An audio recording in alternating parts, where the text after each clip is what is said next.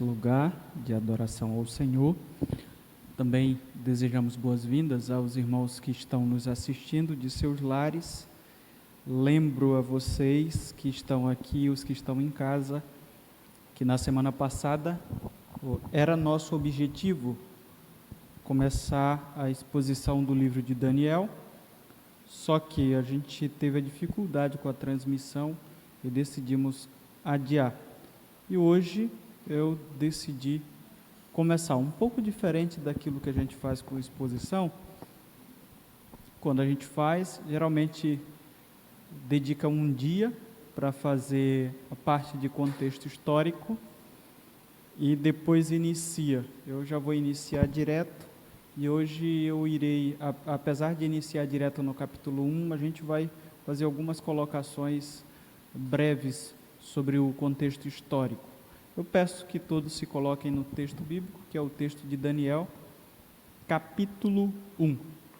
Lembro também que a gente precisa encerrar às 20 horas, então eu vou ver se dá para encerrar, eu acredito que dê. A gente vai colocar, e por isso tem alguns detalhes que a gente não vai aprofundar tanto, mas eu acredito que apesar de não aprofundarmos tanto nesses 40 minutos, será de suma importância aquilo que a gente vai destacar sobre esse texto para a vida de cada um de nós. Mais uma vez, Daniel capítulo 1, eu vou começar a leitura do texto, que diz assim: No terceiro ano do rei Jeoaquim, rei de Judá, Nabucodonosor, rei da Babilônia, veio a Jerusalém e a sitiou.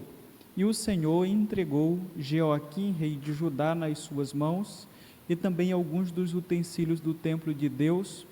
Ele levou os utensílios para o templo do seu Deus, na terra de Sineá, e os colocou na casa do tesouro do seu Deus. Então o rei ordenou que Aspenaz, o chefe dos oficiais da sua corte, trouxesse alguns dos israelitas da família real e da nobreza, jovens sem defeito físico, de boa aparência, cultos, inteligentes, que dominassem os vários campos do conhecimento e fossem capacitados para servir no palácio do rei. Ele devia ensinar-lhes a língua e a literatura dos babilônios. O rei designou-lhes uma porção diária de comida e de vinho da própria mesa do rei. Eles receberiam um treinamento durante 3 anos e depois disso passariam a servir o rei. Entre esses estavam alguns que vieram de Judá: Daniel, Hananias, Misael e Azarias. O chefe dos oficiais deu-lhes novos nomes. A Daniel deu o nome de Beltesazar, a Hananias Sadraque, a Misael Mesaque e a Azarias Abednego. Daniel, contudo, decidiu não se tornar impuro com a comida e com o vinho do rei e pediu ao chefe dos oficiais permissão para se abster deles. E Deus fez com que o homem fosse bondoso para com Daniel e tivesse simpatia por ele. Apesar disso, ele disse a Daniel: Tenho medo do rei, o meu senhor, que determinou a comida e a bebida de vocês. E se ele os achar menos saudáveis que os outros jovens da mesma idade, o rei poderia pedir a minha cabeça por causa de vocês. Daniel disse então ao homem que o chefe dos oficiais tinha encarregado de cuidar de Daniel, Hananias, Misael e Azarias: Peço-lhe que faça uma experiência com os seus servos durante 10 dias. Não nos dê nada além de vegetais para comer e água para beber. Depois, compare a nossa aparência com a dos jovens que comem a comida do rei e trate os seus servos de acordo com o que você concluir. Ele concordou e fez a experiência com eles durante 10 dias. Passados 10 dias, eles pareciam mais saudáveis e mais fortes do que todos os jovens que comiam a comida da mesa do rei. Assim, o encarregado tirou a comida especial e o vinho que haviam sido designados, e em lugar disso lhes dava vegetais. A esses 4 jovens Deus deu a sabedoria e inteligência para conhecerem todos os aspectos da cultura e da ciência, E Daniel, além disso, sabia interpretar todo tipo de visões e sonhos. Ao final do tempo estabelecido pelo rei, para que os jovens fossem trazidos à sua presença, o chefe dos oficiais os apresentou a Nabucodonosor.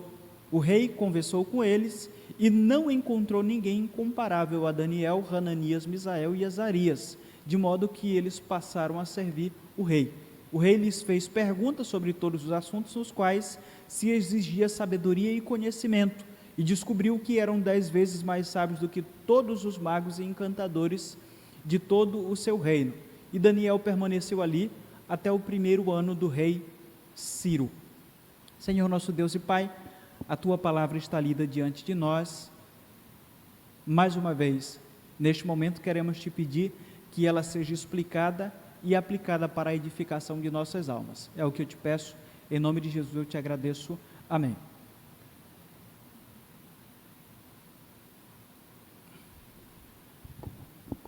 Meus irmãos, eu vou fazer algumas colocações que eu acho que são importantes para compreendermos esse texto, conforme eu havia falado para vocês, não de forma aprofundada, como geralmente a gente faz.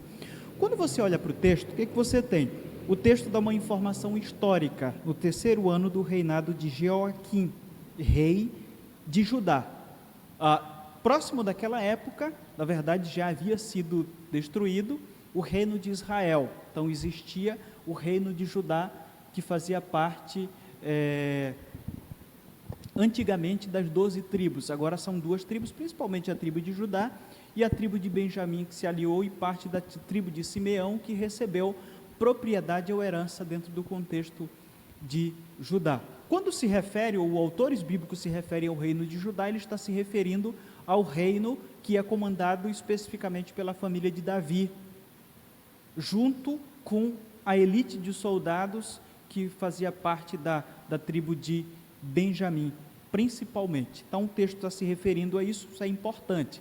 Lembramos também que no período de Jeoaquim, há essa levada lá para a Babilônia, mas não é a última que acontece mesmo o exílio total, a destruição de Jerusalém, é no período de Zedequias, um período depois desse. Esse rei aqui, Jeoaquim, era o rei novo, e ele vai ficar, segundo outros textos bíblicos, ele vai ficar vivo até o final de sua vida. Ele vai receber um tratamento especial depois do período que passar o período de Nabucodonosor. O descendente de Nabucodonosor liberta ele da prisão e depois ele recebe um tratamento especial, que é se alimentar na mesma mesa que o rei. Então nós temos essa informação histórica. Quando a gente olha para esse texto aqui, precisamos entender, Daniel não foi ainda no momento que é o período de exílio mesmo. Esse é o primeiro período que a gente daqui a pouco vai comentar. O período da destruição de Jerusalém é um tempo depois que o rei que fica no lugar de Jeoaquim se manifesta contra ou tenta fazer aliança com os egípcios, e aí Nabucodonosor, já como rei da Babilônia, chega e destrói a cidade. Nesse texto, embora o texto se refira a ele como rei, ele ainda não era rei, ele era o filho do rei, e aí esse tipo de colocação aqui acontece, histórica, o cara já sabia, ele ele escreve a história depois do fato, embora a pessoa ainda não estivesse naquela posição, neste caso aqui ele era um príncipe, que herdaria o reino logo depois desse período, e aí o que acontece? Sabendo disso, se coloca como rei, mas de fato ele ainda não era. Isso é um termo, historicamente se escrevia dessa forma. Especificamente sobre esse texto, eu quero comentar algo com os irmãos. Na verdade, eu quero começar fazendo a seguinte pergunta: o que você faz? Você que está em casa que é filho, você que está aqui que é filho, quando os seus pais não estão por perto. O que você faz? O que hoje você faz distante da presença do seu pai, que só você e, como dizemos naturalmente, Deus sabe? O que você faz quando não tem nenhuma pessoa que conhece você naquele ambiente que você está? Já abrindo aqui de uma forma, eu diria que tirando do contexto familiar, o que você faz? Por exemplo, tem um ex-pastor batista daqui do estado do Pará, que um pastor colega meu viu ele de mãos dadas com outro homem no Rio de Janeiro. O pastor daqui estava passeando e de repente viu aquela pessoa com outro homem de mãos dadas. Provavelmente ele não faz isso aqui, mas ele foi visto no Rio de Janeiro fazendo isso. E é isso que eu pergunto: o que você faz quando não tem nenhum conhecido seu por perto? Ou pelo menos que você acha que não tem ninguém. Eu diria que pensar nisso faz toda a diferença na vida de um servo de Deus, daquele que entende com toda a certeza do seu coração que não há como fugir do Senhor. Ele contempla todas as coisas o tempo todo, mesmo que o seu pai, a sua mãe ou alguém que você conheça não esteja por ali. A ideia desse texto que eu quero destacar para os irmãos é a seguinte, deste capítulo como um todo: que Deus controla todas as circunstâncias da vida dos que eles são fiéis. É isso que perpassa esse texto aqui, essa história que poderia muito bem ser exposta em um congresso de jovens e de adolescentes, porque afinal de contas ela se passou com adolescentes.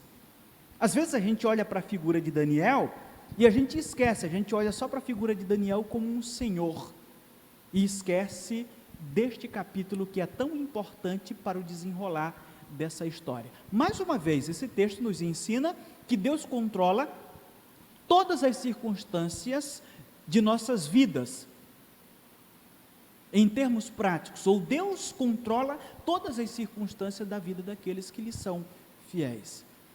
E antes de usá-lo, como o texto coloca, Deus faz algo com esse cidadão que é fiel. Ele os leva aonde a fé será provada.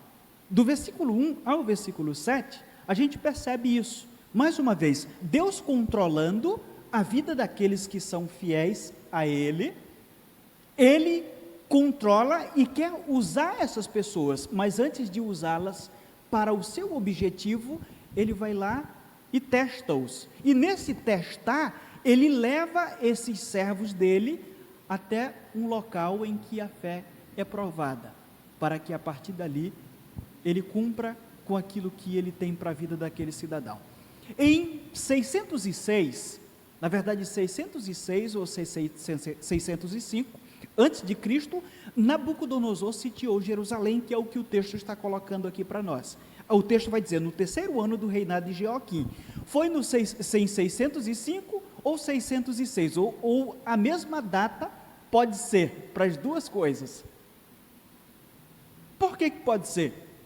Porque havia uma contabilização dos judeus. Aqui nós temos duas culturas, ou dois costumes culturais no sentido de datação, nesse texto aqui. Nós temos um judeu que está lá na Babilônia. Então, como é que os babilônicos contavam? Eles contavam um ano, quando esse ano já estava completo. Para os judeus era diferente. Por exemplo, se um rei começasse o seu reinado no mês de novembro, quando virasse o ano, eles já contavam como sendo um ano, mas para os babilônios, só seria um ano quando aquilo se completasse, aquele ano do reinado do cara. Então, é por isso que a gente tem a data de 606 a 605 que aconteceu este evento aqui. Então, precisamos considerar esse fato.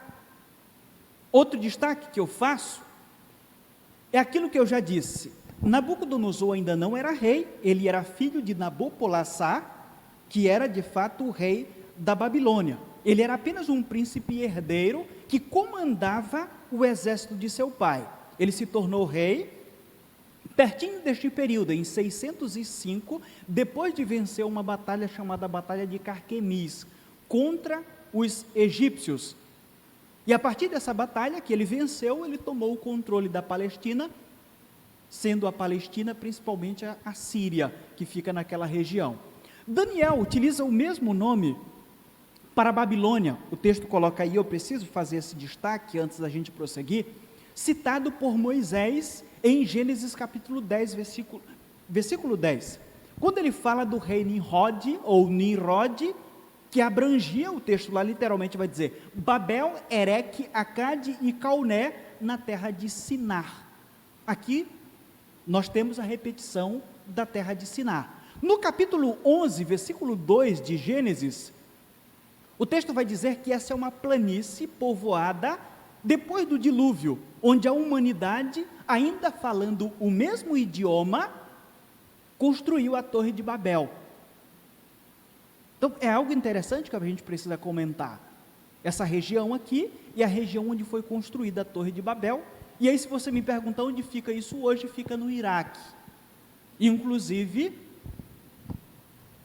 aquele camarada que foi enforcado, o Saddam Hussein, tentou reconstruir a cidade de Babilônia. Você pode encontrar vídeos ainda no YouTube sobre o deserto lá onde era Babilônia, e também um prédio que ele ainda chegou a fazer para reconstruir essa cidade. Então o texto lembra de Gênesis capítulo 10 e capítulo 11.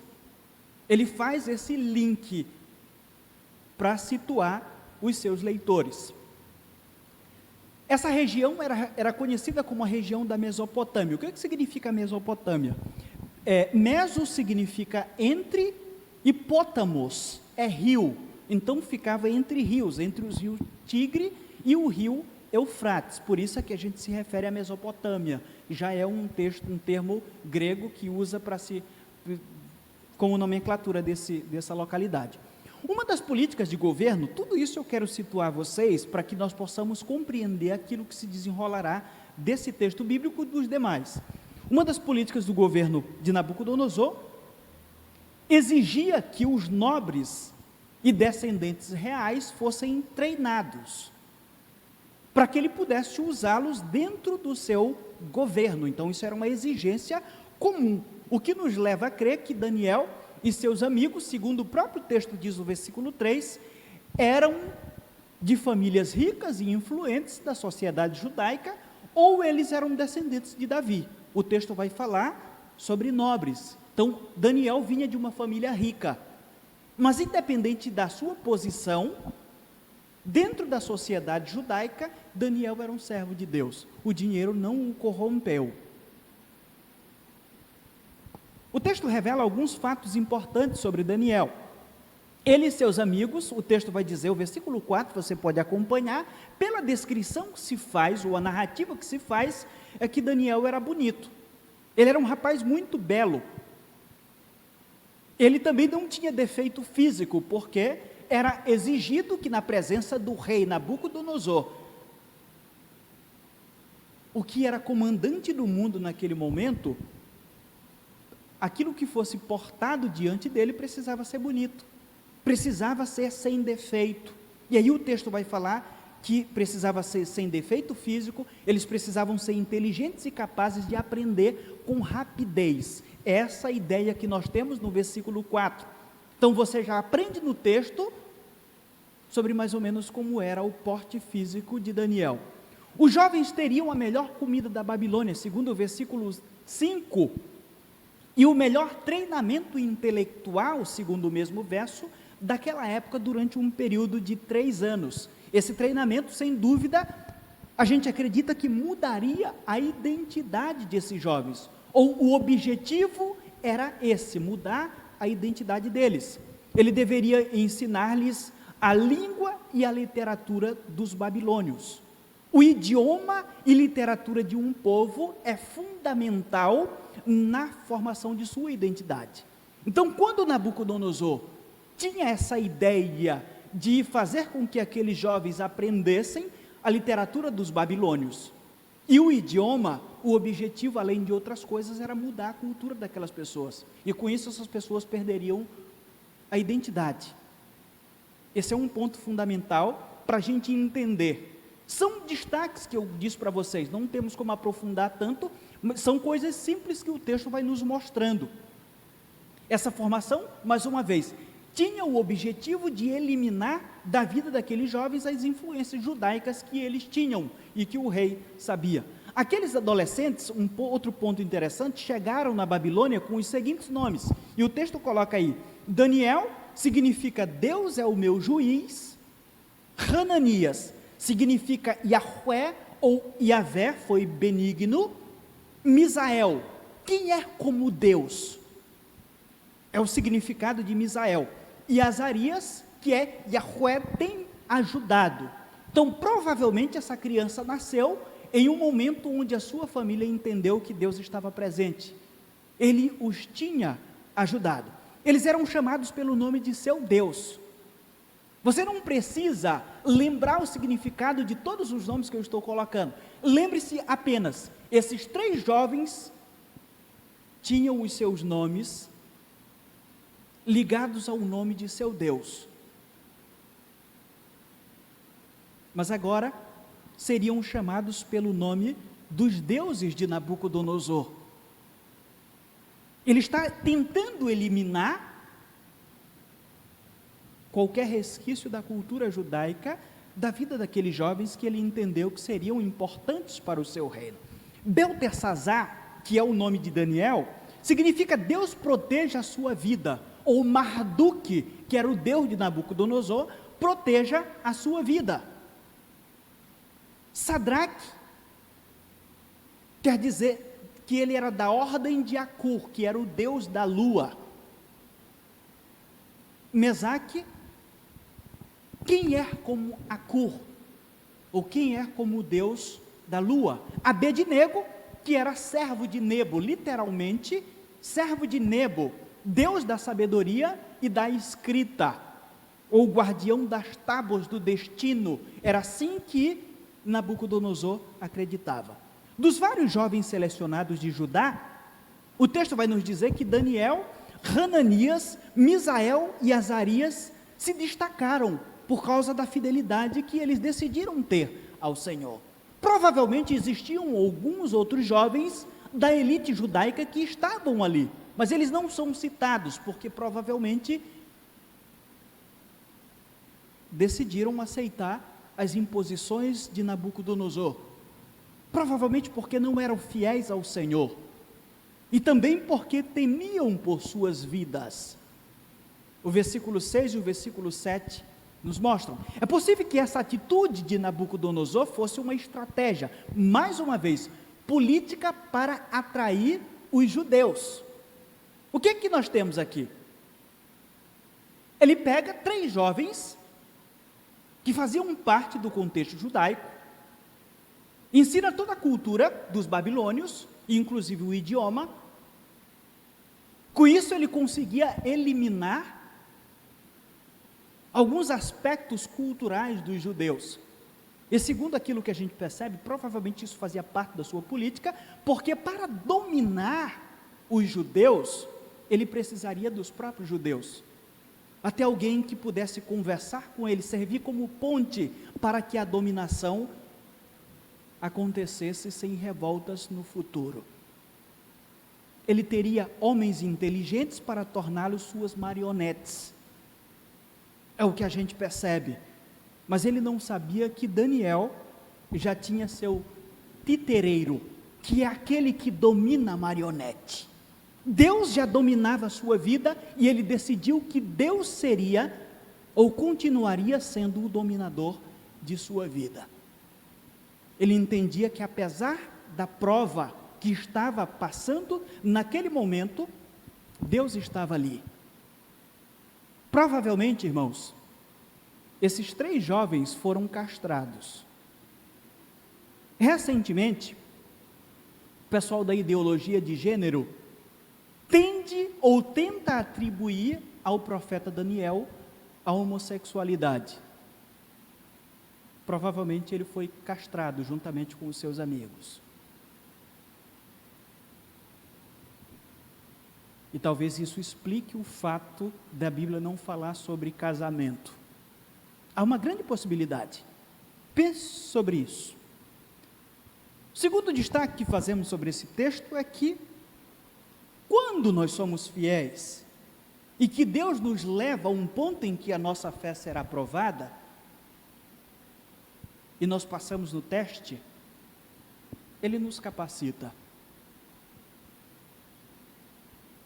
Do versículo 8 em diante, nós temos que Daniel decidiu que a melhor comida da Babilônia era menos importante do que o seu relacionamento com o seu Deus. Versículo 8. Enquanto os crentes de hoje querem comer o melhor dessa terra, Daniel decidiu não trocar o seu Deus por um tratamento VIP. Ele decidiu permanecer fiel ao seu Deus, mesmo que isso significasse algo ruim para ele. O versículo 21 afirma que Daniel permaneceu naquela corte até o primeiro ano do rei Ciro, que historicamente é o ano 538. Provavelmente ele faleceu 2 anos depois, com 85 anos de idade, no ano 536. Se essa data estiver correta, Daniel foi exilado com, eu diria que entre 14 a 16 anos de idade. Era essa a idade que ele tinha aqui. Às vezes a gente olha para o livro e não se situa historicamente, e a gente pensa, provavelmente Daniel tinha mais de 20 anos. Todos eles eram adolescentes. Foi um adolescente que disse: eu vou permanecer fiel a Deus, mesmo que isso signifique a minha morte. Eu estou longe dos meus pais que me ensinaram a servir ao Senhor, mas não estou longe do meu Senhor, Ele está aqui comigo, e por isso eu vou permanecer fiel, mesmo que isso signifique a minha morte. Passe a pensar, todas as vezes que você pensar em Daniel, principalmente no capítulo 1, pense em adolescentes. Eles não eram, a palavra que descreve aqui jovem, significa uma pessoa com uma idade entre 14 e 15 anos de idade. A gente joga para os 16 por conta da historicidade, das contas que a gente faz quanto à questão de sua morte. Na Bíblia, há outros exemplos de adolescentes fiéis a Deus. Por exemplo, nós temos José, que foi fiel a Deus, mesmo que o seu pai não estivesse lá, ele continuou sendo fiel a Deus. Nós temos Davi, que a Bíblia diz que ele era um homem segundo o coração de Deus. Quando a Bíblia diz que Davi era um homem segundo o coração de Deus, ele era apenas um adolescente. Se você for perceber a narrativa bíblica, quando Deus rejeita Saul e diz para Samuel ir lá onde Davi estava, ele disse: eu achei um homem segundo o meu coração. Esse homem, na verdade, era um menino. Deus não diz que Davi é um homem segundo o coração dele, depois que ele está adulto, depois que ele começou a reinar, ou no final do seu reino. Foi antes disso, quando ele era apenas um menino. Nós temos outro exemplo, Esther, nós temos João Marcos, temos Timóteo, a Bíblia falando sobre pessoas que eram jovens e que decidiram servir ao Senhor. Nós temos o próprio Samuel, que foi deixado pela sua mãe e conviveu com um sacerdote cuja família estava totalmente contaminada pelo pecado, mas ele foi fiel, mesmo que a sua mãe não estivesse lá, ou o seu pai Elcana. Muitos desses jovens foram fiéis, ou permaneceram fiéis a Deus, mesmo que os seus pais não estivessem lá. Mas hoje, sabem o que acontece? Os crentes de hoje acham que os nossos adolescentes e os nossos jovens precisam de entretenimento para estarem na igreja. É isso que as pessoas pensam. Isso definitivamente não é o Evangelho. Os que pensam dessa forma, o que fazem? Eles tacam nos jovens teatro, coreografias, concursos musicais e lazer exagerado, porque acham que esse tipo de coisa vai fazer com que os nossos jovens e adolescentes permaneçam fiéis a Deus. E quando fazem isso, o que acontece? Esquecem de ensinar a Bíblia para essas pessoas. Como resultado desse pensamento, o que temos hoje é muito raro, mas muito raro mesmo, e ao mesmo tempo espantoso, eu diria, encontrar um adolescente ou um jovem que seja exemplo de fidelidade atualmente, diante de Deus. Poucas igrejas, ou em poucas igrejas, nós podemos olhar para um jovem ou para um adolescente e dizer: esse cara é um exemplo de fidelidade ao Senhor. Isso a cada dia que passa tem sido escasso. E o erro começa lá embaixo, em casa e na própria igreja. Versículo 9. Deus agiu em favor de Daniel, fazendo com que Aspenaz fosse bondoso com ele. A fidelidade de Daniel, a gente percebe nesse verso, fez com que a bondade de Deus repousasse sobre ele. Deus respondeu. E essa é uma prova de que Deus cuida dos seus, e sempre cuidará dos seus servos fiéis. É provável que Aspenaz tenha ficado surpreso e ao mesmo tempo admirado com o comportamento daquele menino, daquele adolescente. Mas o texto nos mostra no versículo 10 que, além disso, inicialmente ele ficou com medo de ceder, por medo de perder a sua vida, desrespeitando as ordens do rei. Mas Daniel confiou no Deus que servia, ele conhecia o seu Senhor. Por isso pediu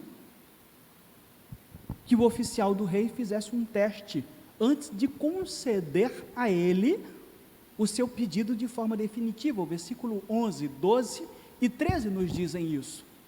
E o texto vai deixar muito claro que esse pedido de Daniel não tem nada a ver com ele. Ele não estava ali dizendo: olha, eu vou te fazer dessa forma, se Deus responder, aí você permite. O teste tinha a ver com o oficial do rei, e não com Daniel, porque ele tinha certeza de que Deus iria fazer conforme ele esperava que Deus fizesse. Ele entendia que Deus estava no controle de tudo. Então foi concedido a ele um teste de 10 dias, e no final o resultado foi surpreendente. Do versículo 14 ao versículo 15 nós temos: providencialmente, Daniel e seus amigos estavam mais saudáveis do que os outros jovens, que se alimentaram do melhor da Babilônia. Após o resultado, o versículo 16 vai dizer que o benefício foi concedido de forma definitiva. Meus irmãos, fazendo uma breve pausa naquilo que a gente está aqui fazendo como exposição, não há uma conclusão sobre que tipo de comida seria aquela e por que Daniel se recusou a comê-la.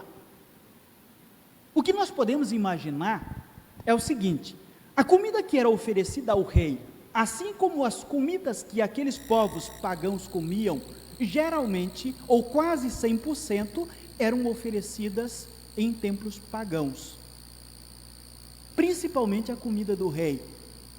O vinho, por exemplo, era oferecido como libação. Não há proibição no contexto bíblico para o povo de Deus de tomar vinho, a não ser que o cidadão tivesse feito o voto de Nazireu.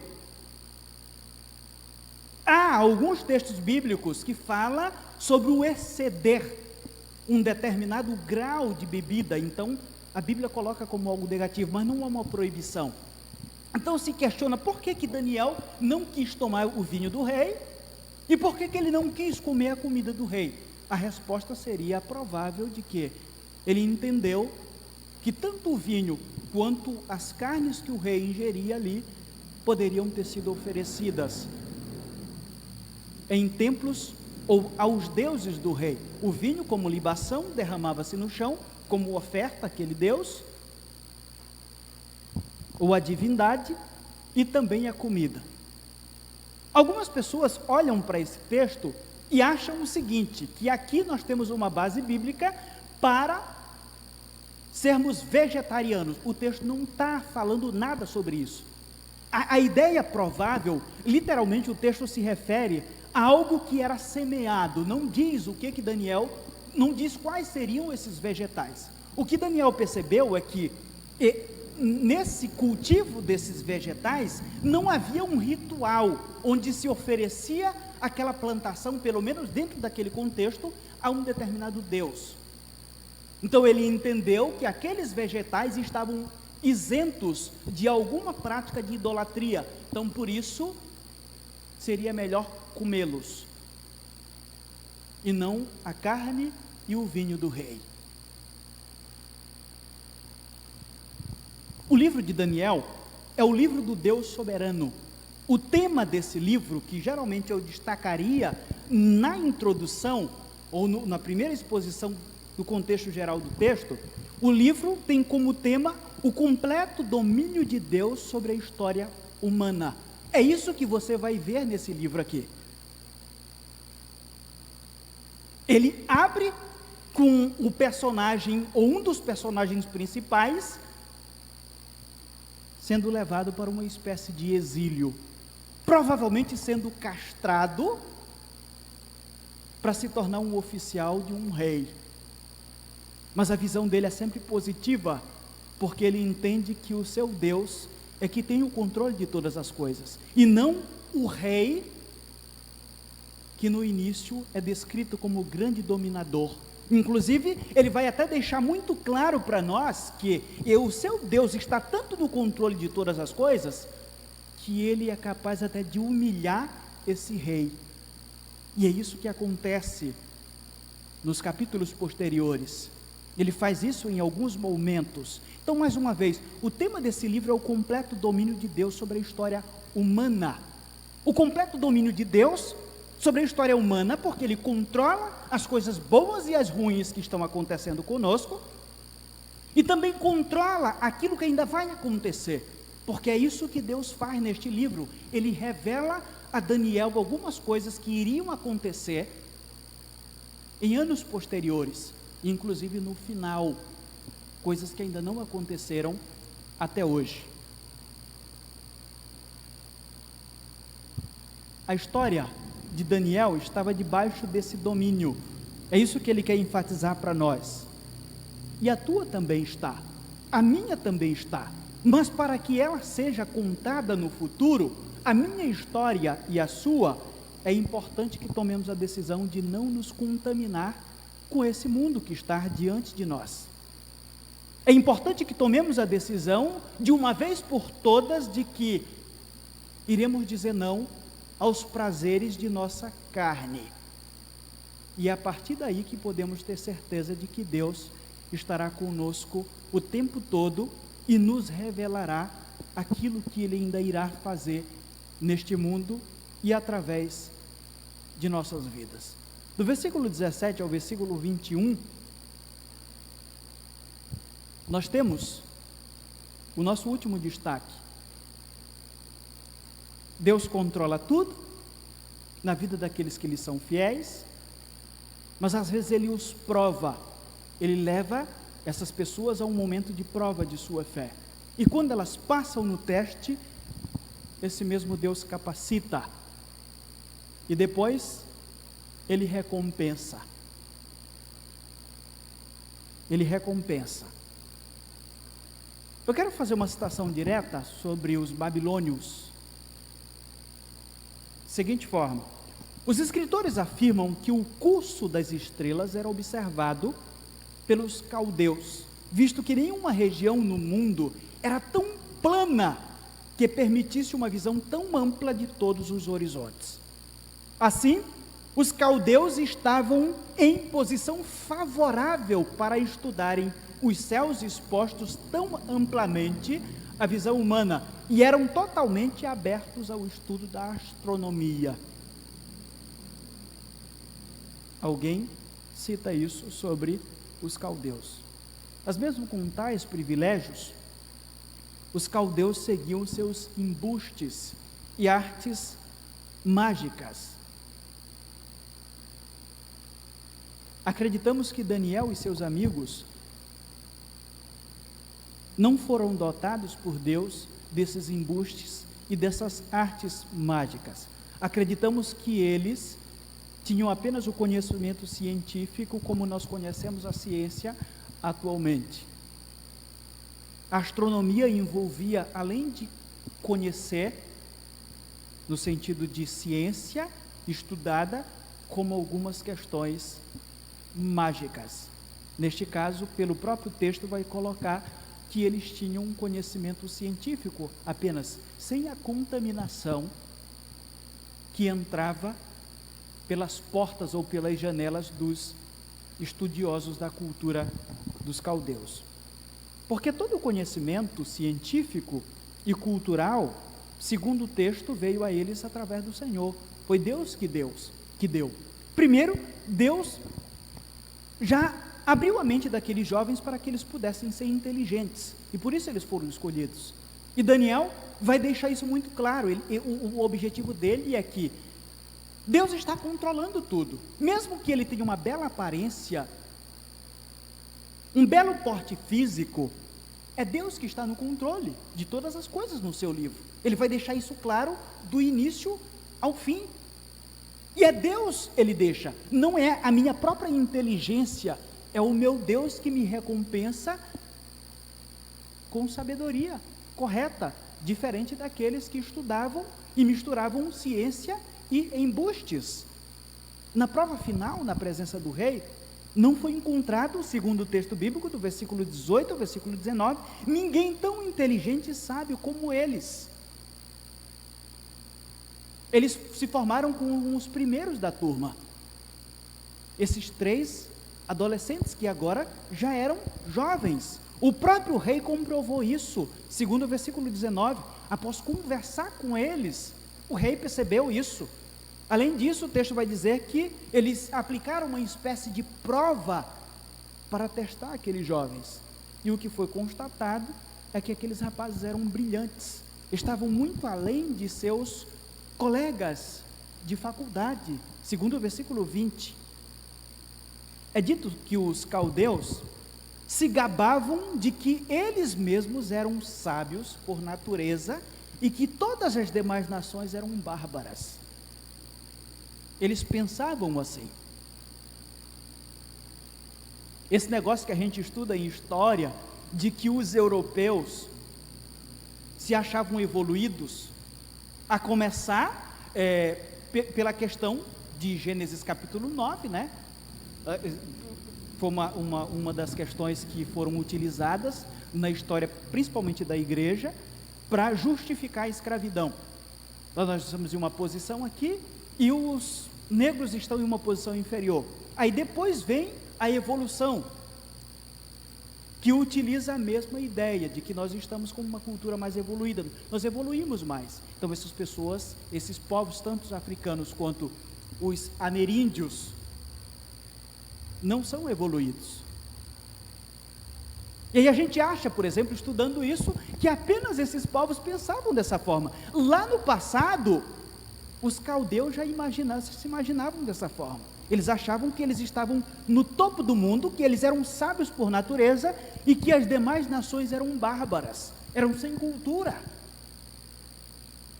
Desde quando o homem caiu do seu estado de graça diante do Senhor, ele sempre teve essas deturpações. Porque afinal de contas, o motivo da queda do ser humano foi querer ser igual a Deus.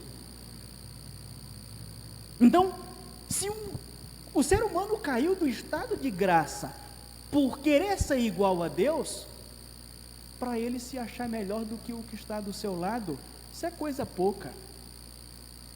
Isso é um fenômeno antigo, não é recente. Não é uma coisa só de europeu, é uma coisa de ser humano pecador, segundo Gênesis capítulo 3. Mas, através de Daniel e seus amigos, Deus esfregou na cara do maior chefe de estado da Babilônia, que tudo, exatamente tudo, vem dele. Vem dele. Ele é que tem o controle da inteligência. Meus irmãos, Deus controla todas as circunstâncias da vida dos que lhe são fiéis. É isso que esse capítulo 1 nos mostra. Não tenho dúvida de que Deus levou Daniel àquela posição para rasgar a eternidade diante dos seus olhos. E diante dos seus olhos, porque muito do que nós sabemos sobre o que esse mundo já passou e que ainda irá passar, vem por causa que aquele adolescente disse não ao mundo e não ao pecado, e sim a Deus. Deus tinha muito a revelar ao mundo, por isso decidiu levar o seu servo ao centro do mundo daquela época, para que a mensagem alcançasse o seu objetivo. São destaques que nós podemos fazer sobre esse capítulo. Corremos, esse texto aqui dava para fazer umas 3 exposições, mas estamos em um culto de meio de semana, um culto de oração, e não podemos abranger mais, mas eu acredito que tudo aquilo que nós colocamos para vocês vai ser importante para uma leitura melhor desse livro, e entender a preciosidade desse livro que temos em mãos, diante de nós, como revelação do Senhor para as nossas vidas. Baixe sua cabeça e vamos orar. Senhor nosso Deus e Pai, a Tua palavra está, mais uma vez, exposta diante de nós.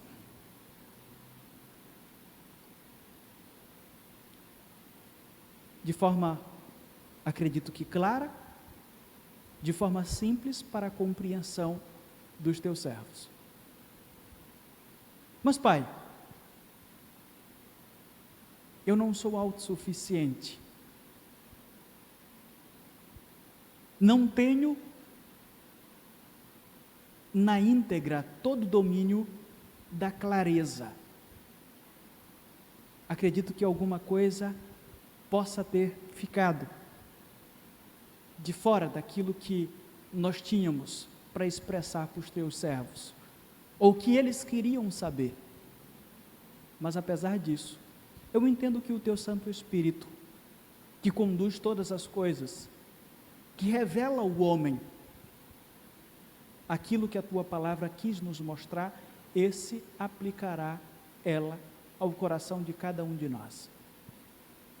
Eu sei que não apenas destes que aqui estão, mas daqueles que estão em casa e daqueles que porventura em algum momento tiverem acesso a esse material.